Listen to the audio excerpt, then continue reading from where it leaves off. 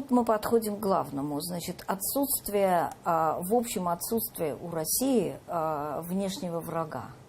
Ой, ну сейчас-то с внешними врагами, по-моему... Подожди. Значит, у нас был внешний враг фашистская Германия, которую, слава богу, мы вместе с союзниками разгромили.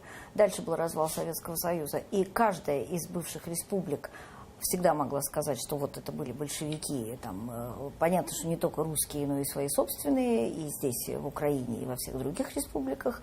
Но, тем не менее, как бы, опять-таки, есть на кого свалить, да, вот он враг, да. А тут ты должен признаться, что враг ты себе сам.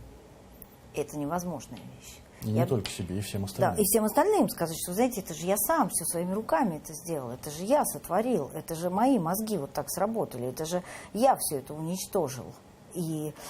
А как? Это же невозможно. То есть какой нужно сделать силой шаг, чтобы, и мужество, чтобы вот в этом во всем признаться. Это невозможно. И я думаю, что тяжелее положение, чем у России, ни у кого в этом смысле нет. Потому что, ну, это же сейчас придуманные какие-то внешние враги, да, и это же не настоящий враг, да, враг внутри, он в каждом из нас сидит. В каждом жителе Российской Федерации этот враг сидит.